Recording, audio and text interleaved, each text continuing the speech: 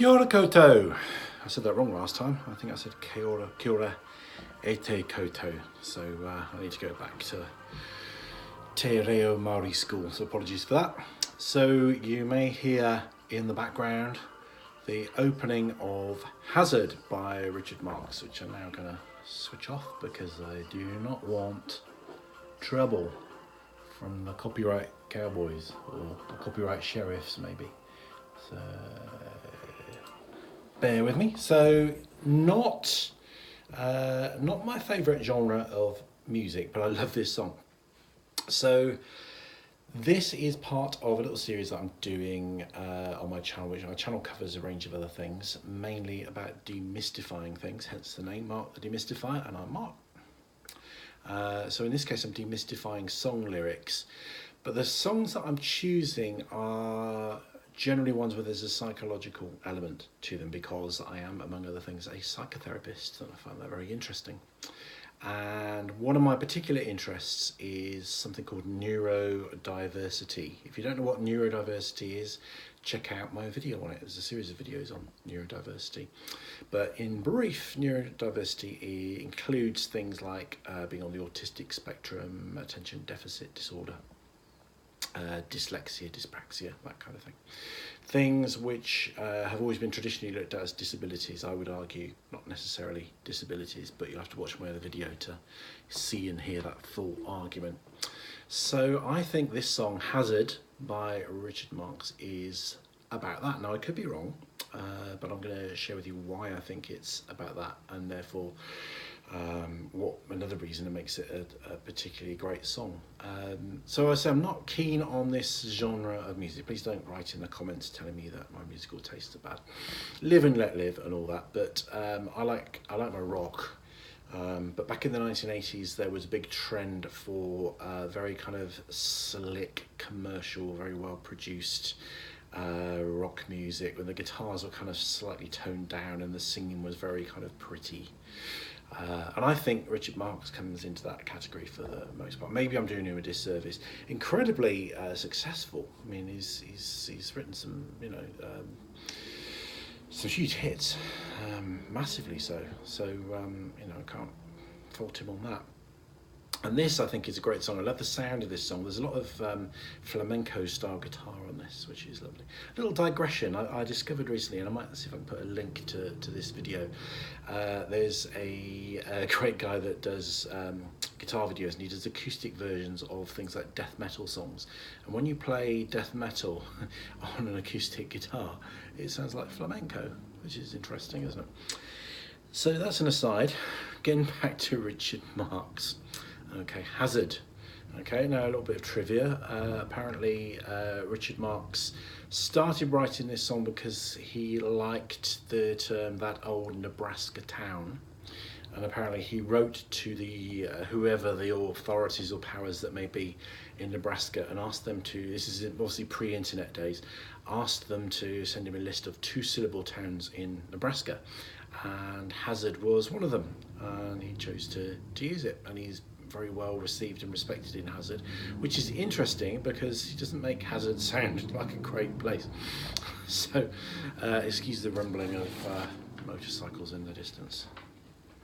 So I don't hear in this country, they don't seem to put silencers on the motorcycles. Back in Blighty you didn't get these noisy motorcycles. There we go, that's by the by. So my mother came to Hazard, these are the lyrics I'm reading on a sheet of paper. My mother came to Hazard when I was just 7. Even then the folks in town said with prejudiced eyes, that boy's not right. Okay. So there's a little clue in the lyric here, my mother came to Hazard. So already it's kind of painted a picture of it's a single parent family. And single parent families are very common now. They weren't so much when this song was written, or if they were common, they were more stigmatized. There was a big stigma back then to being in a single parent family. So this is kind of setting the scene that that this is a son and daughter who are maybe struggling in some way. And why did they come to Hazard? It doesn't say it, but you kind of get the feel that maybe they didn't want to go there. That they had to go there to avoid something, or they were kind of on the run in some way or in sort of hard times. So they came to Hazard, and folks in town said, with prejudiced eyes, that boy's not right. Okay. So that could be a whole range of things, couldn't it? It could be, you know, a mild mental illness. But the sense is that the person that's narrating this story is quite articulate. So I don't think it's somebody with a severe disability. I think it's somebody that when you say somebody's not right, usually there's not a recognised disability, but people think, oh, there's something not quite right there. There's something a bit different. And this is one of the reasons why I think it might be something like neurodiversity, and particularly autism. So this is my working hypothesis, so I could be wrong.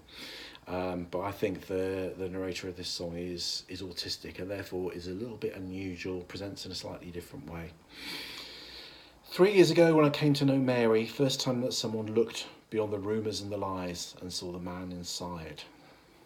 Okay, so somebody that's very lonely, not been understood, nobody else has been able to kind of see things from their point of view, connect with them, and then Mary does. So my sense is that Mary is similar. You know, they understand one another because they're on the same wavelength. They've both got something going on. We used to walk down by the river. She loved to watch the sun go down. We used to walk along the river and dream our way out of this town because, you know, one of the things about being neurodiverse is you feel different. You feel like an alien. You feel different to everyone else. So there's these two kind of twin souls, if you like, soulmates, birds of a feather that understand one another. And it doesn't really specify, you know, whether they're having a sexual relationship or not, or a romantic relationship, but they're taking solace in each other's company, and they're going out walking by the river. No one understood what I felt for Mary. No one cared until the night we went out walking alone and never came home.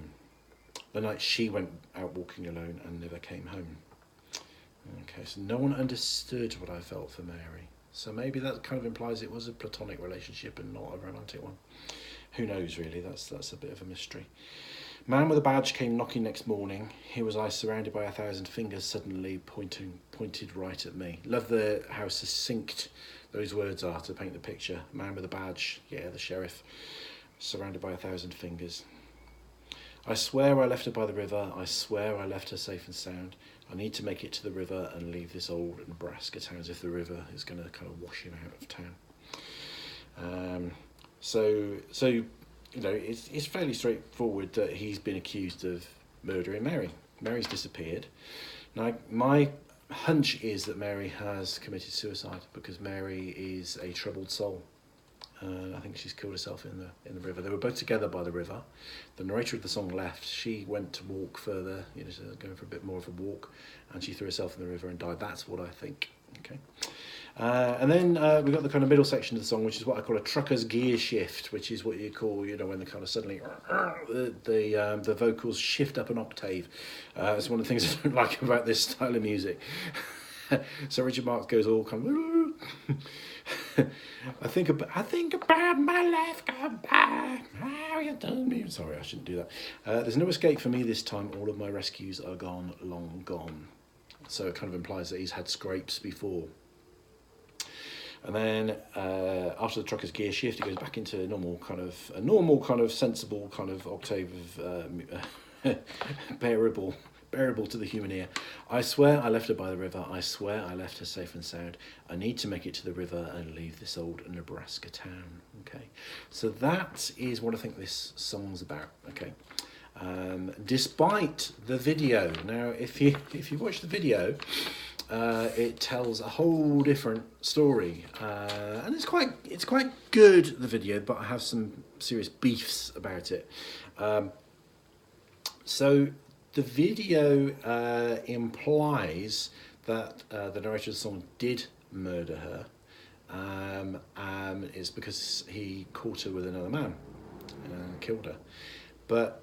Apparently, I'm terrible for kind of noticing subtleties in films and things like that, but apparently other people that have watched the video say that there's a kind of a subtle subplot that actually the sheriff is having a bit of a thing with Mary, and the sheriff kills her because she's with the narrator, and then sets up the narrator as the murderer. And of course, if you're sheriff in a kind of hicky little place like Hazard, I mean, sorry, people from Hazard having a go at me here, but the kind of the image of Hazard is a hicky. I'm sure Hazard is lovely, full of, you know, intelligent, liberal-minded people, but the story is trying to portray Hazard as a, you know, this hicky kind of place with this corrupt sheriff. Now, the other beef I've got with the video is Mary and the narrator are both played by extremely handsome and attractive people.